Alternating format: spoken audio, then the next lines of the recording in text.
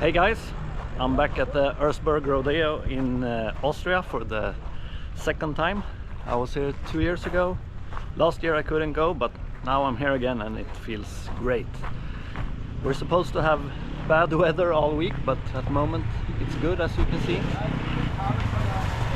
They are still preparing the trial extreme test over here, so they are working into the last minute here to get everything in order. I just arrived here and the line to get in here is about 10 kilometers. It's just cars. But fortunately, when you're in the press, you can just pass them all because we have a separate line in here. So I didn't have to stand in line for hours like the riders need to do. Erzbergrodeo is one of the biggest and most famous hard enduro races in the world. It's usually about 1,500 riders that come here, and they do the rocket ride and the Iron Road prologue. And the Iron Road is like a qualification to see if you are one of those 500 that qualify to ride the main race on Sunday, which is the Red Bull Hare Scramble. So out of 1,500 riders, only 500 are allowed to start on the final day, which is Sunday. And out of those 500, about 10 or 20 people cross the finish line. Sometimes not even that many, so it's a really difficult and tough race. We have some of the best riders from my home country, Sweden, coming here, and they came to the last checkpoint, which is, or the second last checkpoint, which is Carl's Dinner. But it's so difficult and you don't have so much time, so they came to Carl's Dinner and then the time ran out for them. So it will be interesting to see how it will go for them this year. The only one from Sweden I know that made it to the finish line is Joachim Ljunggren. He is one of the best, or former best, Swedish riders. He's a Swedish enduro champion and also a world champion. And he's won the Novemberkassen 9 times, which is one of the absolutely toughest races in the world, where you ride both at day and night in the Swedish winter. It's cold and wet and it's just terrible. And he's the king of the Novemberkassen. At the moment I'm outside the press and media office. I'm going to get my accreditation if it's open. Apparently I was 1 day early. The press office doesn't open until tomorrow, but it doesn't matter because there are no races today, so I don't need access to the track anyway, so it doesn't matter really. I just wanted it taken care of before all the races start tomorrow. I think the first race tomorrow is at like 9 AM in the morning, so I'll have to be here early and get the accreditation before that. Here I think we have Graham Jarvis. I'm gonna see if it's him inside.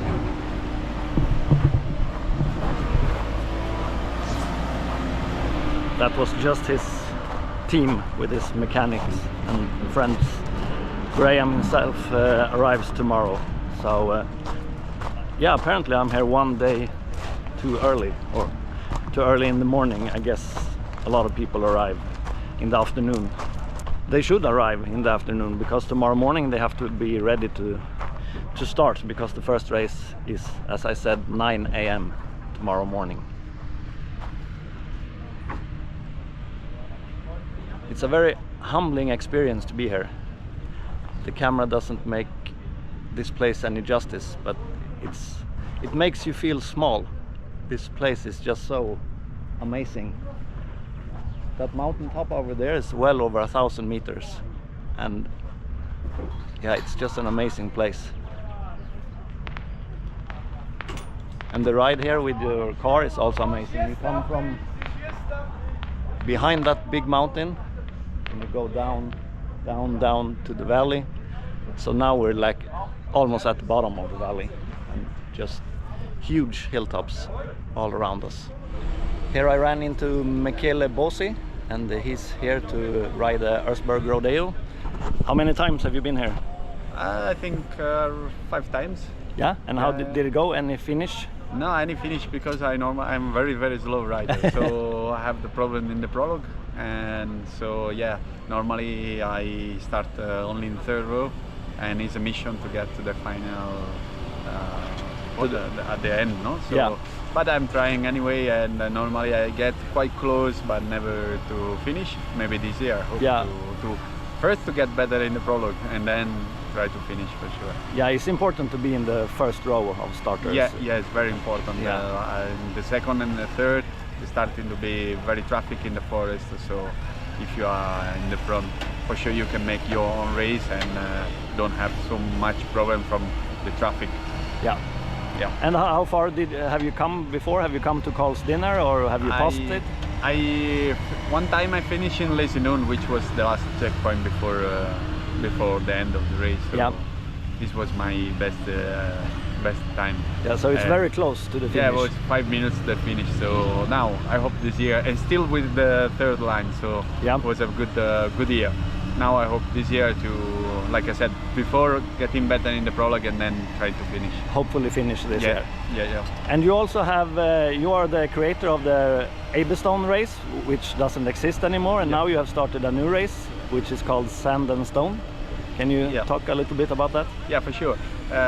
So I started the race 3 years ago, Abelstone, and it was a good success for me and for all the team, and also World Championship.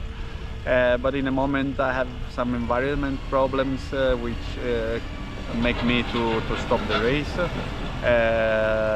They don't allow us to ride in the mountain, and so I have to stop and think about something else. And now I come with a new project, and I'm very happy because it looks, you know, when you make the second things, you have to try to make it better even. So why not? Maybe it can be better than Abelstone. It will be some half of the race on the sand, so like on the beach, and this make also more enjoyable the race. And then the final will be in extreme enduro. So yeah, it will be a big mix and in a good place, very good place, because we are in one of the best littoral of Tuscany. Near to Pisa, near to Viareggio, which is one famous place in Italy for the beach. And so I'm attending a lot of people and attending a lot of public. We are close from the motorway, only 1 kilometer away from the motorway is the place. So I think it's easy to access and will be a nice event, I'm sure. Yeah, but it's not part of the Hard Enduro World Championship? No, I want to make 1 year first to try everything, and then if everything is working, I want to make 4 and 5 April 2025, and asking for sure to be part of the World Championship. Yeah. But now I'm focused to make a good start in October and see if everything is working well, and then having already 1 year to fix everything. Yeah, of course. Well, fingers crossed it's a good race, and we can have it next time next year. See you later. Yeah, see you. Bye bye. Thanks. Here we have Pol Tarres, who usually rides on his big Yamaha Tenere, but this year he will ride on this bike instead. But you will do the prologue on the big bike? I will do prologue on T7, then I will go down really fast to pick up to 50 and ride again with 250. Yeah.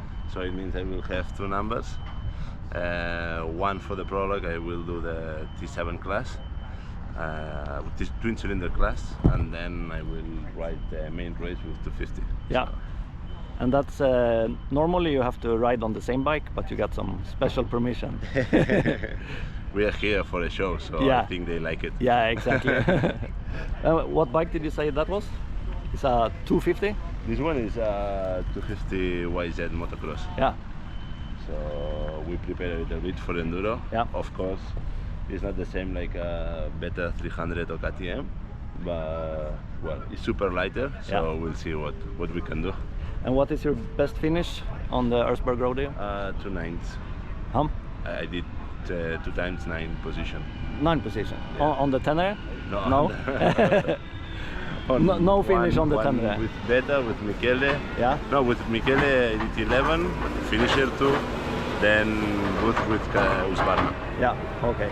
Well, good luck in the race. Thank you. Thank you. There you had Michele Bosi from Italy and Pol Tarres from Spain. I just checked the schedule and they do not start 9 AM tomorrow, as I said. They start at 2 PM tomorrow. It's on Thursday and Friday they start at 9 AM, so that makes more sense because all the riders are arriving today on the afternoon or early tomorrow. Everything is closed at the moment, but here you have Egger beer tents. They also have a wagon with beer down there. You have some food trucks over there. And inside here you have the party area where people go crazy at night. I will show you. It's a huge tent. Also with Egger beer.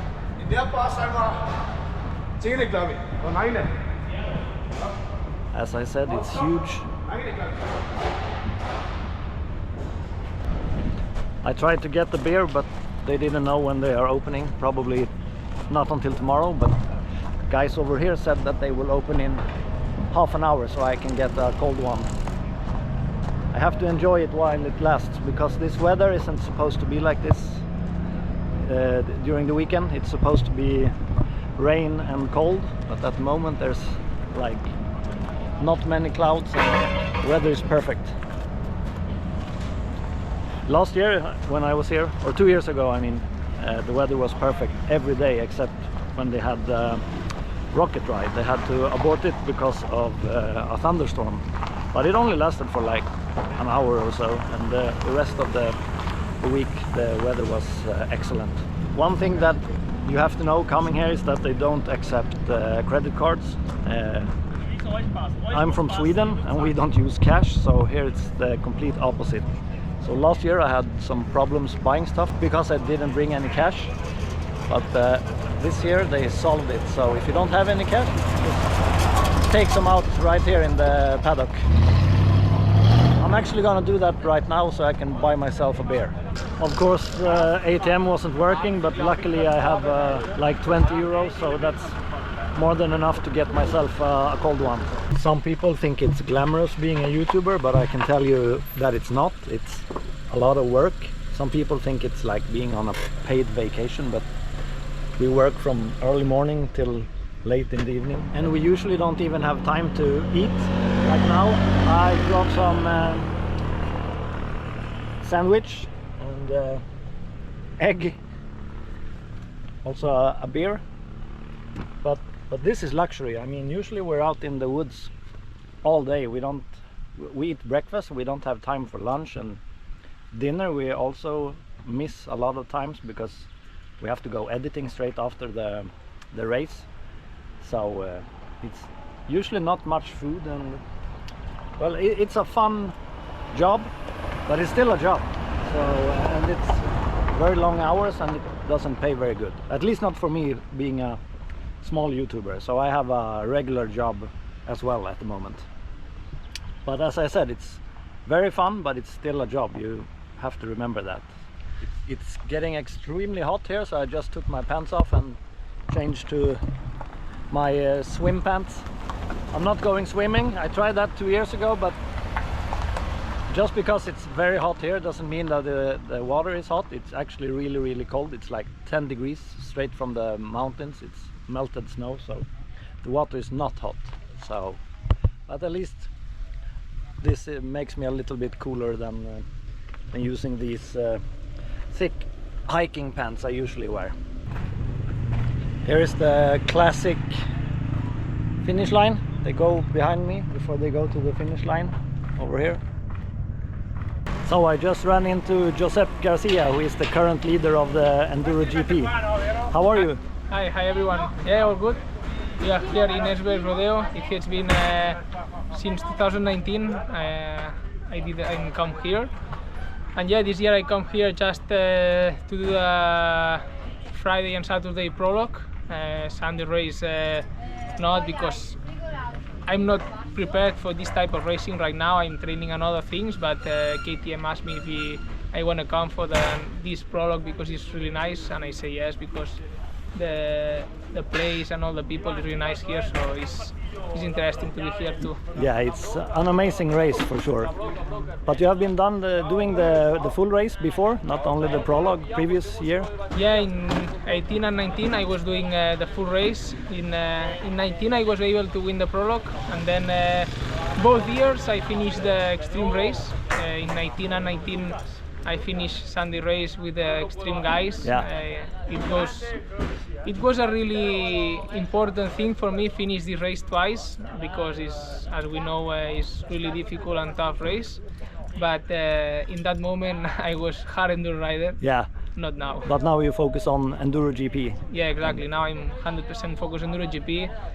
I've been training normal for Enduro GP, not for hard enduro now, so this is why I decided to don't race on Sunday. Yeah, and last year you were the Enduro 1 world champion, and this year you are leading all of it, like the Enduro GP. Yeah, this year it has been a really good year for the moment. I start the season in the best way possible. Now we are leading the Enduro GP class and E1 class, so yes, it has been a really good year. In 3 weeks we have the Enduro GP round in Italy, so I will be there and fit, focus, and giving my 100%. Yeah, good luck, and I hope you become the new world champion. Let's work hard. Yeah. Thank you. Well, that's it for today. Don't forget to check out my daily race videos coming out on Thursday, Friday, Saturday and Sunday. See you!